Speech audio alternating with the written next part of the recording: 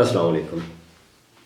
दो मुल्क पाकिस्तान और भारत एक दिन यानी एक दिन का अगर फ़र्क है तो क्या हुआ, यानी अगले दिन बन गया दुनिया के इस नक्शे पे सामने आए। और आज दोनों की जो हालत है उसका तो बताता हूँ, लेकिन उसमें देखना है कि दोनों के जो सियासी हालात थे उसमें किस हद तक इस्तेकाम था। जब से ये दो मुल्क अलग हुए, वहाँ एक दफ़ा इंदिरा गांधी के दौर में एमरजेंसी लगी थी, सिर्फ एक दफ़ा, लेकिन प्राइम मिनिस्टर वो सिविलियन ही था। जबकि पाकिस्तान में 76 साल में से 35 साल तकरीबन डायरेक्ट और बाकी इनडायरेक्ट, ये अब कोई ढकी छुपी बात नहीं, उसके असरात सियासत पे भी पड़े और मायशत में भी पड़े। किसी ने कहा था कि फौजें पेट के बल चलती हैं। अब उसी पेट के बल देखना है कि भारत कहाँ पहुंचा हुआ है और पाकिस्तान कहाँ है।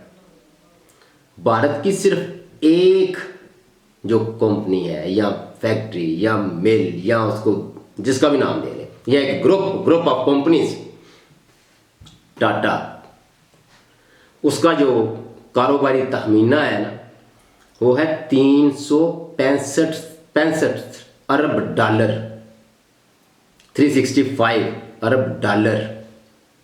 जबकि उसके मुकाबले में पूरे पाकिस्तान के जो जीडीपी की वैल्यू है वो सिर्फ 341 अरब डॉलर है।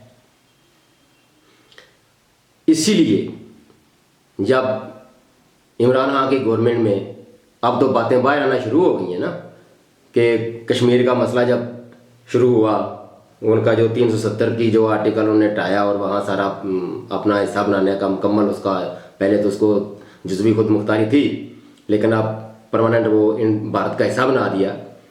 तो उस वक्त कई लोग जो अंदर खाते जो बातें करते हैं अब ज़ाहिर सामने आना शुरू हुई। तो बाजवा साहब, जो जनरल बाजवा हैं, जो अब चले गए हैं, उनका कहना था कि हमारे पास टैंकों में डालने के लिए पेट्रोल नहीं, पुर्जे जांगलूद हैं, टैंक चल नहीं सकते। ये हालत है पाकिस्तान की। कहाँ एक group of companies 365 Arab dollar, और कहाँ पाकिस्तान पूरे मुल्क की जो जीडीपी का तखमीना है वो 341 अरब डॉलर है। वाकई बाजवा साहब बात तो सही कर गए, लेकिन काश उन्हें यह भी पता होता कि इस बदबख्ती, इस क्या कहें, इसके पीछे क्या जो है वजूहात क्या है।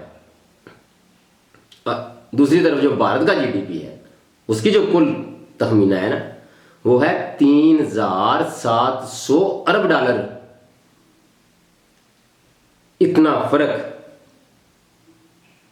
वाकई आज पाकिस्तान इस हालत में है कि वो नहीं बोल सकता। भारत कश्मीर आता नहीं, सारे खा जाए तो वो भी नहीं बोल सकते। ये हालत है पाकिस्तान की, और ऊपर से जो लुट मार है। मेरा एक दोस्त है, उसने कहा यार अक्सर हम बात करते हैं 10 अरब की बेईमानी होगी, 12 अरब की बेईमानी, तो वो 10-12 का जो फिगर है ना वो बड़ा छोटा लगता है। इसको कहा करो कि 1000 करोड़ की चोरी, 1200 करोड़ की चोरी, ताकि लोगों को ज़हन में पता लगे कि ये कितना बड़ा डाका डालते हैं। स्वाय लूट खसूट के किया क्या है। करेंसी के तो वैल्यूज आकर फिर उसी हिसाब से होनी है ना, जिस हिसाब से जीडीपी है। ये आज की जो गलबन जंग अखबार है उसमें ये रिपोर्ट आई है। इसीलिए, और आज जो मौजूदा सूरत हाल है जो बन चुकी है कि प्राइम मिनिस्टर की कुर्सी पर बैठने के लिए कोई तैयार नहीं, वहाँ ये वो कुर्सी है जो छीनने की कोशिश होती है पाकिस्तान में। और आज उन लोगों ने जिनका सबको पता है पाकिस्तान की ये हालत कर दी है कि प्राइम मिनिस्टर की कुर्सी के लिए कोई तैयार नहीं। कुर्सी तैयार है, खाली पड़ी हुई है, और उस पर बैठने के लिए कोई तैयार नहीं। और बदकिस्मती देखें कि सोशल मीडिया पे किस किस्म की जो बातें सामने आ रही हैं कि ये कुर्सी खाली क्यों है। तो लोग कहते हैं उन्होंने बैठना नहीं क्योंकि खजाना खाली है।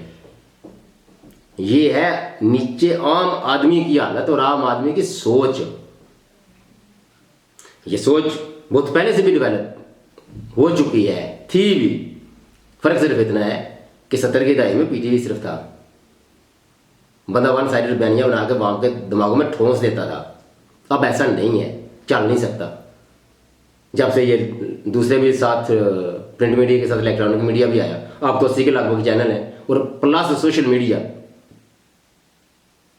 ये है सारा कमाल इसी मीडिया का कि अब दूर दराज रिमोट एरिया का एक बंदा जिसने स्कूल का मुंह नहीं देखा, उसके दिमाग में भी ये बातें हैं कि वो इस तरह की बातें करता है। पाकिस्तान की हालत पर तरस खाएं और इसको सियासतदानों के हवाले करते हैं। क्यों कि 5 साल के बाद अवाम उनका एहतसाब कर लेती है